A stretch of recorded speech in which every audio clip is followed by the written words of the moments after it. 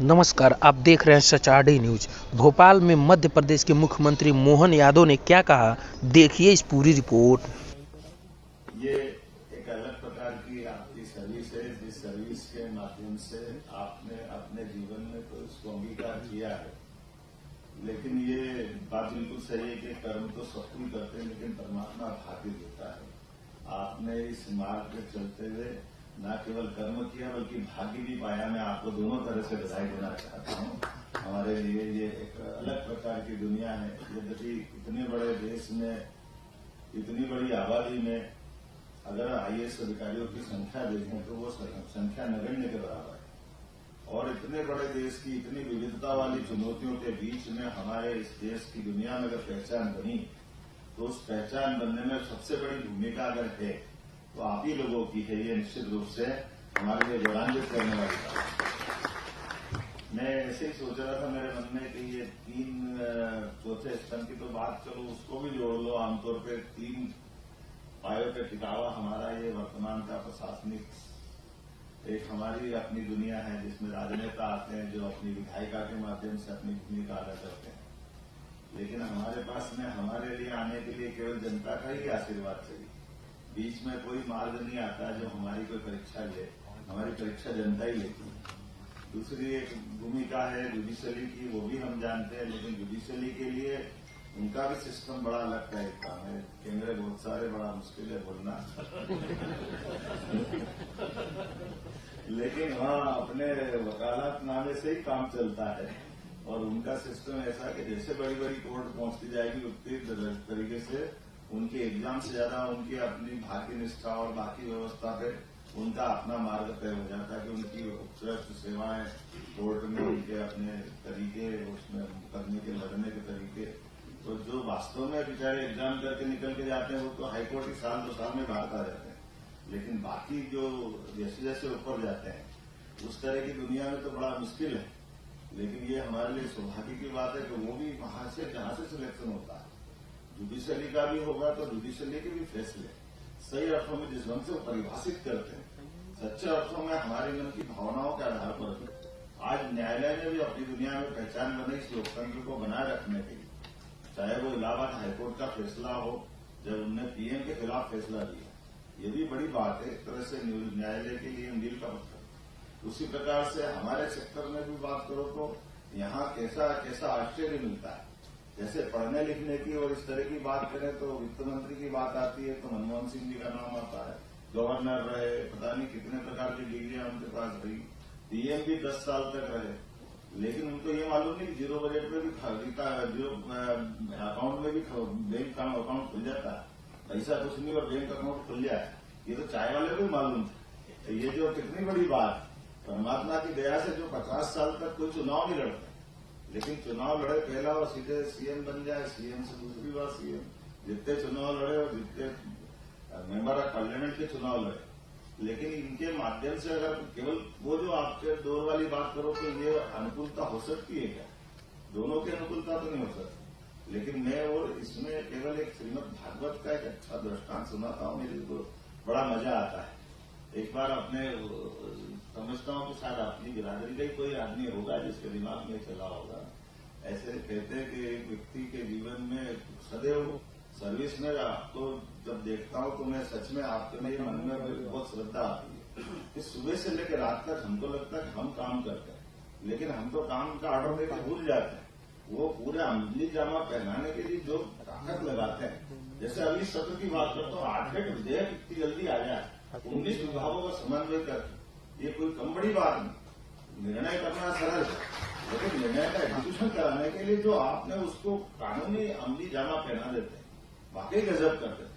तो मैं उस घटना को सुनाता हूँ। एक व्यक्ति जीवन भर अपना कोई कारण से शरीर छूटा है आईएएस अधिकारी का, और वो ऊपर गए चित्रगुप्त के पास हिसाब करने। तो उन्होंने कहा मेरे को किधर जाना, तो उनके अपने चित्रगुप्त के तरीके दूसरे थे, वो भक्ति भाव वाले थे। उन्होंने कहा तुमने जीवन भर कर्मवाद तो करे, पर कर्मवाद से तुमने कई बार तुम्हारे हाथ से भी उल्टा पुल्टा काम हो गया, तो इधर नहीं जाना, तुमको दूसरी तरफ भी जाना है।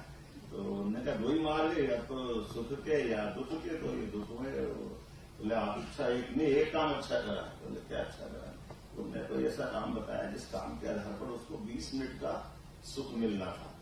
तो उन्होंने कहा ठीक है 20 मिनट का सुख मिलना है, यानी 1 घड़ी का सुख मिलना है, तब 1 घड़ी का स्वर्गलोक में जाना है, बाकी समय तो उसका उल्टा ही बता दिया। तो उन्होंने कहा ठीक है ऐसा, इसमें बताओ मेरे को क्या, बोले आप ऐसा करो, इसमें मेरे को दोनों में से क्या चुनना है। तो बोला आप यहाँ आपकी इच्छा चलेगी, आप स्वर्ग में जाओ या नर्क में जाओ, आपके हाथ में। तो बोला अच्छा ठीक है। तो बोले मेरे को नर्क में जाना तो मैं स्वर्ग में जाने का मार्ग तय करता हूँ।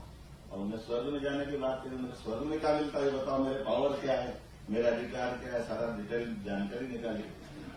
तो मैं यहाँ अभी तक स्वर्ग में इतने लोग आए, ऐसी बात करने वाला कोई नहीं है कि ये अधिकार क्या है। लेकिन उन्होंने कहा ठीक है भैया, आपने कहा तो उन्होंने कहा यहाँ तो जो मांगो वो मिलता है। बोले जो मांगो वो मिलता है। बोले पक्का? हाँ ठीक है। कितनी देर मिलेगा? बोले मिलेगा 20 मिनट, लेकिन आपको जो मांगो मिलेगा। तो उन्होंने कहा चल मेरे को कहा यहाँ का राजा कौन है? बोले वो स्वर्ग का राजा तो इंद्र है।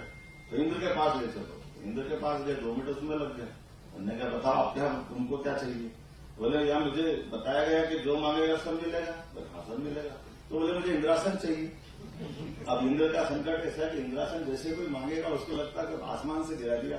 उन्होंने कहा भैया ये नहीं हो सकता। बोले कि तुम झूठ बोल रहे हो।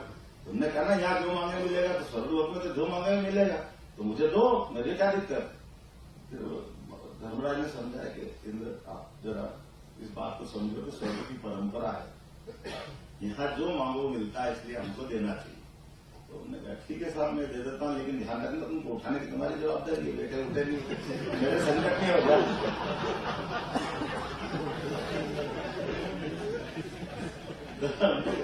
उठने का नहीं कोई बात नहीं, अपन संभाल लेंगे। देख अब जैसे करके उनको बिठाया और बैठने के बाद उन्होंने फिर पूछा, बोले आप तो 12 ही मिनट बचे। बोले आप इतनी सारी बात में तुमने मेरा टाइम बिगाड़ दिया। बोले कोई बात नहीं है, मैं कहाँ बैठा हूँ?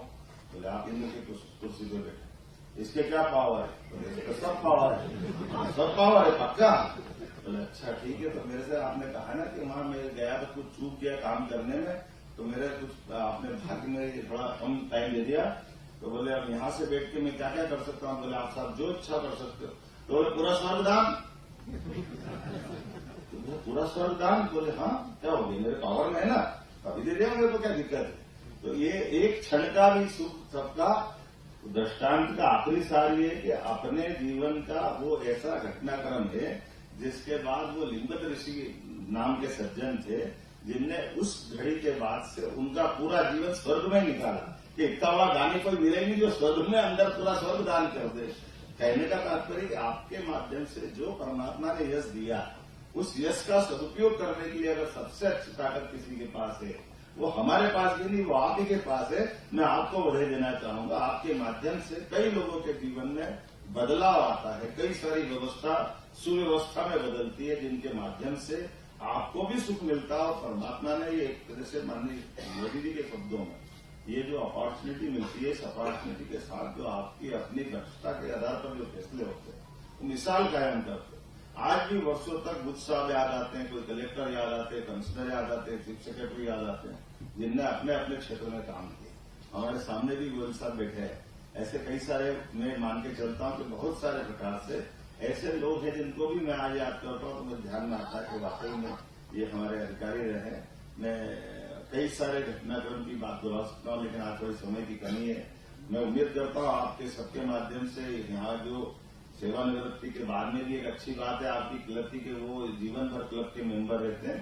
केवल एक एक झंझट के चीफ सेक्रेटरी नहीं रह सकते, लेकिन चीफ सेक्रेटरी जब बाहर हो जाए तो अंदर आ जाते हैं। ये अच्छा सिस्टम है। ऐसा कि हमारे यहाँ सिस्टम नहीं था, बड़ी मुश्किल है।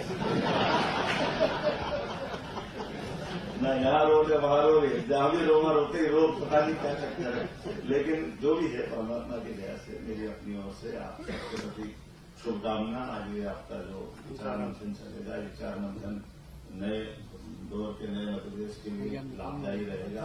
आपके जीवन के अनुभव से भी मुझे बड़ा अच्छा लगता है कि मैं आप सबसे भी सीखने के लिए अलग से शामिल हुआ। कोशिश करेंगे कि कोई ऐसा क्लब बने जिस क्लब के माध्यम से आपके आइडिया हमारे तक आ जाए, आपके विचारों के माध्यम से आपके व्यक्तिगत जीवन में भी कोई कष्ट आए तो सरकार आपके साथ खड़ी है। ये थोड़ा